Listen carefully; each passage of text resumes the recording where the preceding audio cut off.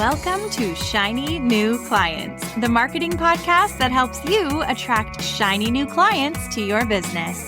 We'll talk about social media, what makes people buy, how to go viral, and marketing psychology, all in 20 minutes or less.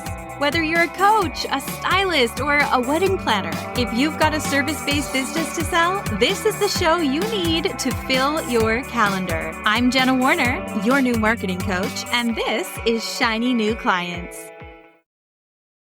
When I was a bartender at a bar that will remain nameless, one of the things that the owner of that bar said was, "You are all replaceable." And at the time, it felt very cutthroat, and I didn't like hearing it. But at the end of the day, he was right. As special as we thought we were, as integral to the organization as we thought we were, at the end of the day, we were all replaceable. Now, cut to my life as an entrepreneur. When it came time to hire people for deliverables in my social media management agency, I was convinced I was the only one that could do everything to the standard that I wanted it done. So how come in my life in the service industry, I accepted I was replaceable, but my life as an entrepreneur, I thought there's no way I could possibly hire someone who could do this to the caliber I want it done. We get so attached to what we do and we make it so precious. And I did learn over the years that, it is pretty standard, I think, in a lot of business books to accept that the quality of the work is going to be a little bit less when you start delegating, but maybe I'm wrong about that. Maybe there's an entirely new way to look at this. And so today we have Nata Salvatori, who is going to tell us all about delegating. And I'm so excited to hear your take on this. So Nata is a Freedom First leadership and scaling coach and the host of the Accidental CEO podcast. So you might have seen her over there. She's got a doctorate and a decade in psychology-driven healthcare systems. I've got a bio here a mile long. We can trust her. That's what matters. We can trust what someone has to say. How you doing, Nata? I'm great. Thanks for having me, Jenna. Yes, that is a lie that we tell ourselves very often in entrepreneurship. So you're not the only one to feel like, oh my gosh, there's no way anybody else can do this as well as I can. And, the standards are going to be lower and the quality is going to be lower. And this is my baby and I have to do everything. So you are not alone. The way that I learned it, and I don't remember what book this was, but I definitely have repeated this information. So tell me I'm wrong, but is that you should expect the work to be 80% as good when you start having somebody help you with your deliverables. But what does it come down to? How do we hire people that are better than we are? First of all, is to, I think, start being very, very honest on what is your real zone of genius. What are you really good at? Which is usually why we started our whole business. Like, you didn't start your business as a photographer, let's say, to be creating marketing campaigns with Facebook ads, or to be doing accounting and bookkeeping for your business, or in all the other things you have to do to run a business. So your zone of genius is that one thing that you are really good at, which is most likely what started this whole thing. And then everything else are just things you have to do as part of your business. If you work for a corporate environment, it's very easy to see that you don't do it all. You have your job, and then there is a marketing department, there is an accounting department, there is a referrals department, and so on.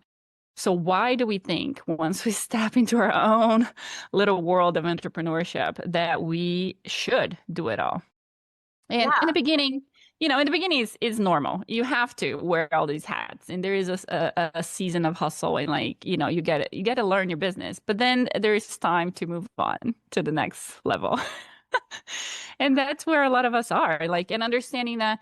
And I don't know, you quoted some percentages there. I don't know if that might be like a generalization of maybe the quality of work, but I found many people that I've hired throughout the years that were better than me in a lot of the things that I delegated to them. And that sometimes can be hard to accept, right? Like, what do you mean you can do this better than I can? This is my business. And at the end of the day, you just have to understand what is your zone of genius and where you should be putting your time and energy, and what is that you need to be delegating in order to focus on that. So it sounds like there's a strategy piece to this, and then there's also an ego piece to this, Absolutely. like accepting that someone could be good. And not sabotaging that because you're intimidated by someone's like skill set, or what do you think? Yeah, absolutely. There's a whole mindset that is needs to happen, mindset shift in combination with the strategy. So I can give you all the delegation strategies all day long, but if you don't work through that identity shift of going from the operator of your business into the CEO of your business, you're going to continue to micromanage and try to get into every decision and try to waste your time where you shouldn't. So that's a lot of times where we see delegation fail Mhm. is because that person didn't go through the work of that identity shift and they're still trying to be the operator in their business when they should be getting the heck out of that seat and go sit on their CEO seat and really do the things they're supposed to do. I'm laughing because I'm so freaking guilty of that. Like, I think I only have just begun that, like, not begun. I'm mid transition Mhm. into what you said, like not just gripping all of the operations and actually being the CEO and the leader of it, and Mhm. releasing micromanaging. And now at least I can also spot it when I'm doing it. And there are areas in my business where I couldn't run it if I tried. Like Marissa, who's in charge of client success, she's better at it than me. She's better at customer service than me, 1,000,000%. And like Jenna, her name's Jenna, who's in charge of operations, like I don't know how to use Zapier to that level. Like she's better than me. So that now I'm there, but still learning.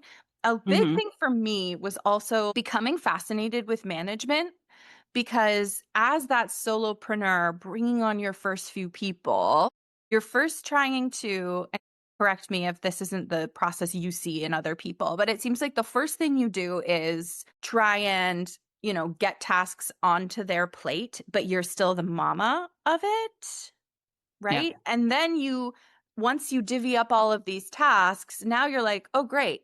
Now I have all these people to supervise and manage. And then you're bad at it because that was never what you started. That's Mhm. akin to running Facebook ads too, like the skill of management. Yeah, adult babysitting is not fun, huh? Yeah. So I think when you really do this the right way, which again, why so many of us try, quote unquote delegation and fail, and you're like, oh, I've tried this before, it doesn't work for me, is very likely because there wasn't a solid process behind the whole thing. And that piece of the identity shift didn't happen. So usually those are the two things that I find that people didn't work on, and then it resulted in poor outcomes. So when you're starting this delegation journey, a lot of times what we do is we delegate tasks, just like you said. But the true delegation that creates the freedom that we're talking about, it goes way beyond that. It's understanding how to delegate outcomes and how to help the people that you hire understand that what they're doing connects to the big vision of your company. Right? That's a lot of the missing piece. So helping them understand the consequences of finishing this task that you just gave them.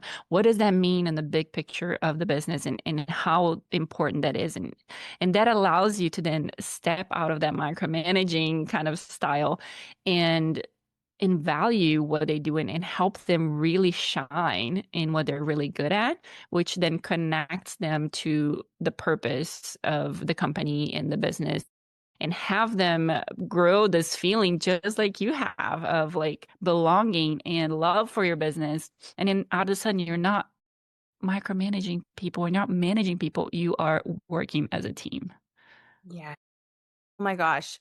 I'm having flashes of like things that have happened over the last few years. I'm like, yes, that is exactly what happened. Mhm. How early in our journey are we able to start looking at it that way? If you're bringing on your first VA, are we already using this process and delegating outcomes, or do we start with tasks and grow to there, and then when does the switch happen? In the perfect world of Nata Salvatori, we would all be so smart and knowledgeable and understand that we start with that from the get-go. So that's my mission, is to spread, this understanding as far and wide as I can, which is why I'm talking to you today. And I talk to many people and present as many conferences as I can, because I want people to understand that I don't want you to go through this whole thing and fail to then come back and go through it again. I want you to understand that number one, you need to hire the right person from the get-go. And that doesn't mean what we tend to do a lot of times is to hire somebody that is just like us.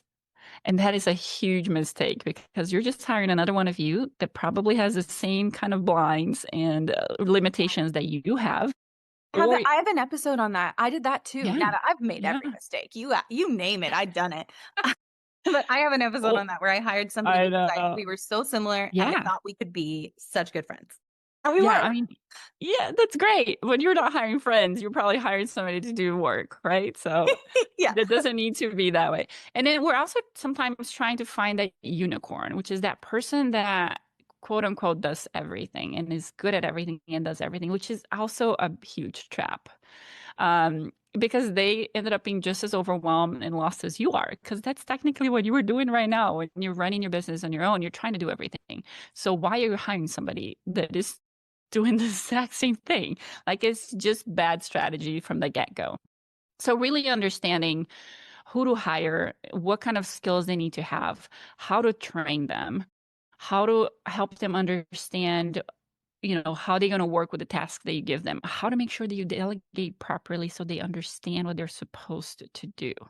So there's, having the system to back up everything and to support everything. And then allowing yourself to step out of all these things and understand what do you do with this time now? Now all of a sudden you have all this time in your hands and you're like, what am I supposed to be doing? So there's a lot of strategy, mindset kind of combination that to me needs to happen from the get-go. Fortunately, what happens is a lot of times when I work with clients, they have either tried this and failed miserably, or they're at a point where they're like, please help me, I'm dying. And I wish I could put this on everybody's head now before they get to that point, but here we are. Please help me, I'm dying. Please help That's me, I'm dying. funny. I Ugh. mean, it's true. Like, how many times we were talking to friends and we're like, I am drowning. Like, I don't know if I can go on like this. And sometimes we wait until we're at that point to ask for help, and that's hard to like get out of, right? There's a lot of backpedaling that needs to happen and a lot of work. And usually you're already overwhelmed and you're tired, you're exhausted, you're just done. And then I'm like, well, now we got to do all this work to even get you out of this hole. And Yeah. get you to where you need to be. So don't wait until you get to that point, guys. Don't wait. True or false, when you bring someone on, it's always a little bit more work at the beginning for reward once they rock and roll. Yes and no. Okay. If you're prepared ahead of time, the work that you're having to do when you're hiring somebody is a lot less than you think it's going to be. And the time you gain on the back end, it's amazing.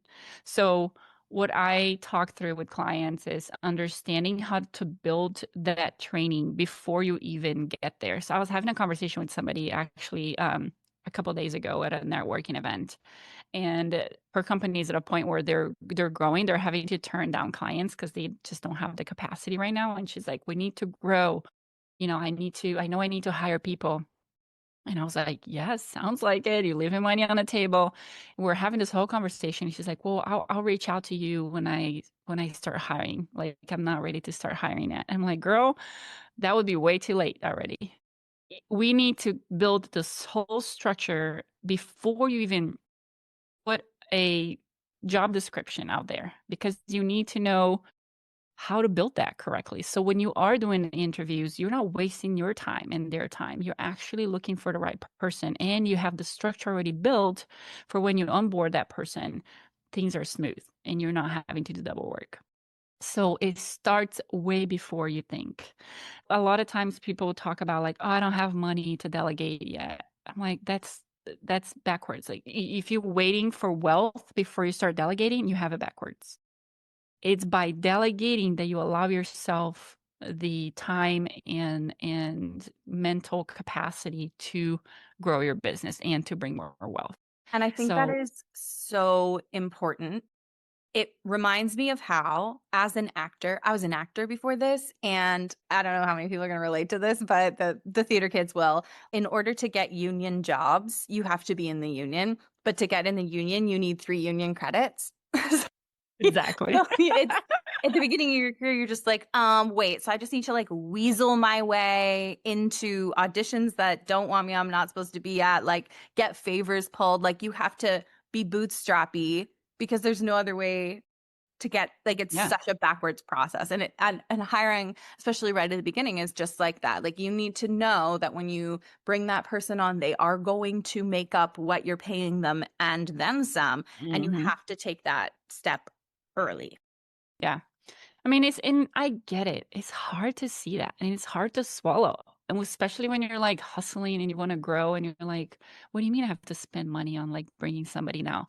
But when we really look through the math, right, of like how much you cost to your business by not delegating, it's very clear to people. Once I sit down and we put the numbers together, they're like, oh yeah, yeah, I definitely have to hire somebody. It Oh my makes gosh. sense once you understand what you cost to your business by not delegating. And it's beyond the money. It's like the fatigue and the lack of growth. And how many times have you missed a networking event because you're just too exhausted because you spend the whole day working on low level tasks that you shouldn't have. And now you don't have the energy to go network with people, which will really bring on more revenue and help you grow. That is the task you should be focused on, not answering emails and sending out contracts. There is other things that you need to be focusing on that you are missing as opportunities if you're doing the day-to-day work. But I totally get it. I get it that it's hard to see, but it is so needed. It's so crucial to your growth. This makes me think about a new thought that had not occurred to me. Is when I had my agency, I was never short on clients. I constantly had a wait list, but I couldn't provide. And so if I would have had these skills that you teach, then I probably would have had $1 million agency Easy. years ago. Yeah, like, but I had to kind of hash it out and listen to business books and figure this stuff out and fail a whole bunch. And then we kind of went a different direction with teaching instead Yeah. of facilitating. Yeah, I mean, we leave so much money on the table when we're not building the structure to support that business that, it's bringing in the revenue and the clients because we're just trying to do it all. So, where should someone be at, and how do they know it's time to reach out to someone like you? I think when you're starting to have the feeling of like, all right, I'm seeing more people come through the door, I'm seeing the growth starting to creep in, right? So I don't want you to wait until you're drowning. Like I said, you're like, please help me. I'm dying over here. But I want you to be one of those people that recognize I see potential, I see things, I'm working on things for next year. Let me build the structure before I get to the point where I'm drowning. So I give people the analogy of, how we hear all the time, dress for the job that you want, not the job that you have.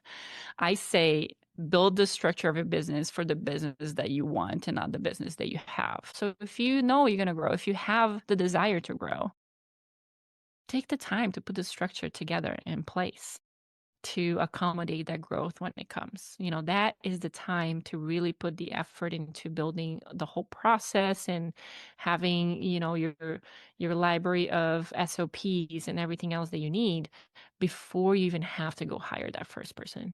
And if somebody knows that they're in that position you just described, where should they go? Should they go to listen to the Accidental CEO, do you think? They can listen to the Accidental CEO podcast. My website is accidentalceo.co. I have a lot of one-on-one coaching opportunities, and I have a course called the CEO Delegation Method that you guys can take advantage of. Is self-paced. There's 6 modules in there that you can go through the process yourself, and then we can do some one-on-one work after that if you need. Beautiful. Thank you so much for everything you shared, Nata. Absolutely. Thanks for having me. Easy breezy, speedy epi.